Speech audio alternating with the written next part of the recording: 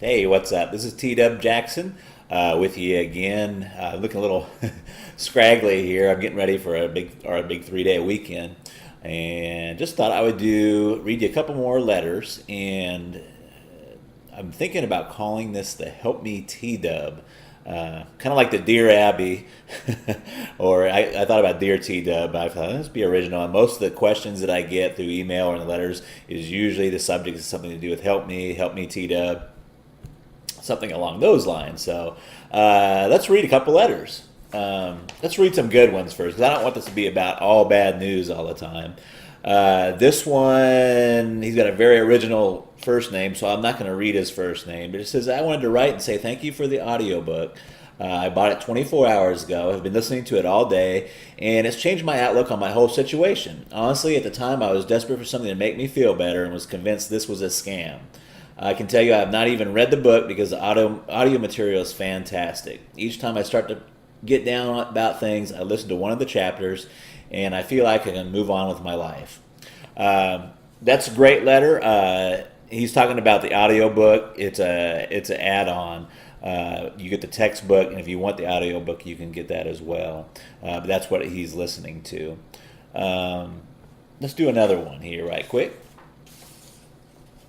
This one's really short. It's from Tommy. His subject is Hell Yes. It says, TW, I got my wife and kids back. I do not know how to tell you thank you.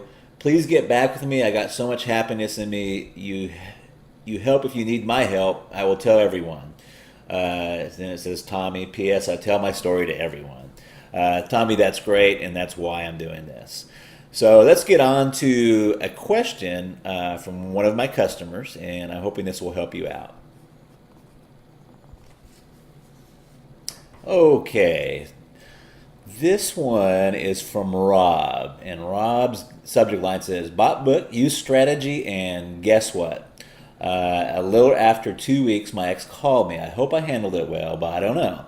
We had a nice, light conversation for about 45 minutes. Yikes. We'll get to that. She basically asked me how things were going and said she just called to see how I was. How do I interpret this? I'm now going to wait another week and call her and ask her if she wants to meet. Is this the right strategy? Thanks, Rob. Rob, this is kind of a common situation, and it kind of goes along with people making some common mistakes. And what happens is, and don't feel bad because it's normal to feel this way. What happens is you start making some headway. Your ex starts to call you, or they're coming around because you're pulling now instead of pushing, and they start coming towards you. But then it goes into you get too excited. And I have a name for this. I can call it premature reconciliation. That's premature reconciliation. So, for example, you were talking about in your letter that you talked to her for 45 minutes. That's way, way too long. Way too long. When you if they call and they catch you off guard and you don't catch the caller ID, you always want to be friendly. You can say, hey, it's great to hear from you. I'm like so busy. I don't have a whole lot of time to talk. Maybe at some point we can get back together and chat and stuff, but I don't have a whole lot of time to talk right now. And you really cut that conversation short. And the same thing, what happens a lot with a lot of folks is their ex will start to call and text message them again and do a lot of texting.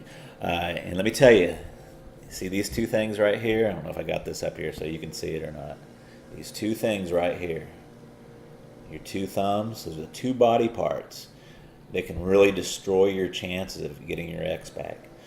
Okay? Don't text, especially in that period where we are trying to work and attract them back. Don't be using that text message. That will just destroy your chances.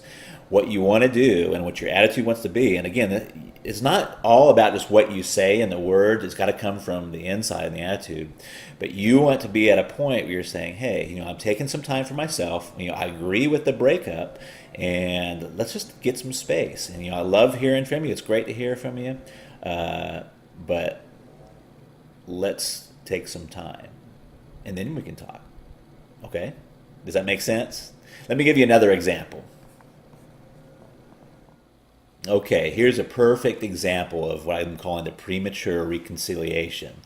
And I don't have the email in front of me, but I remember it very well, and it's an all too common situation. But this was from a customer, and she got too excited. She started to make some headway and make some progress, and her boyfriend called her one night all sad and depressed, and she wrote me, and the reason she was writing me, she's all, your system was really working for me. And he called me one night and he was depressed and he said he missed me. So I dropped everything and I ran over, and I remember her exact words. He said, I ran over there and I professed my undying love to him.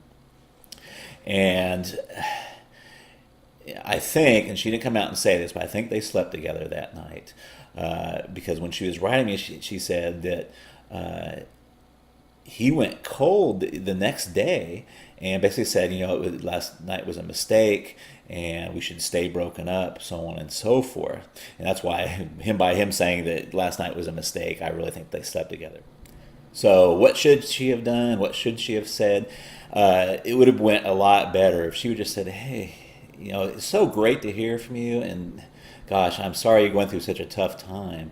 But at this point, I'm just not ready to see you or do anything like that. But hey, why don't you give me a call in a week or two, and maybe we can get together and go have some coffee or something. You see, that would have been way more powerful. That would have been way more pulling. And he would have thought about her for a week or two, and she would have been in his thoughts and mind, rather than her going back over there and professing her undying love, which is just not going to work. And she was a little upset with me because she said your system started to work, but then it just went all haywire.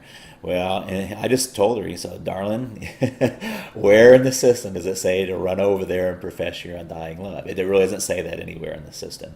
And she knew I was right, and we emailed back and forth. And I think we did get her straightened around there.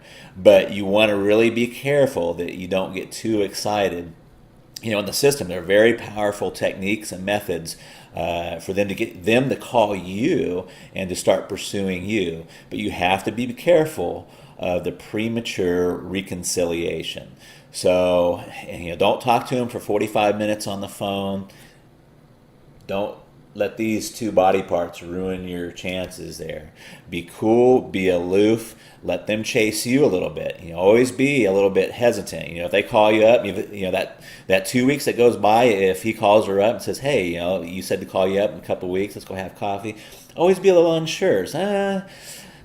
Maybe, that kind of sounds good. When would you like to do it? Don't just be rushing in there. Women are better at this than men are. But, don't get too excited. Don't fall victim to premature reconciliation. If you don't have a copy of Magic of Making Up, I would just like to very gently nudge you to click the link underneath there. And it really does work. It's not a scam. And I am very involved in trying to help folks get their exes back, and save families, and save relationships. Great talking to you, and stay tuned for the next edition of Help Me T-Dub. Thanks.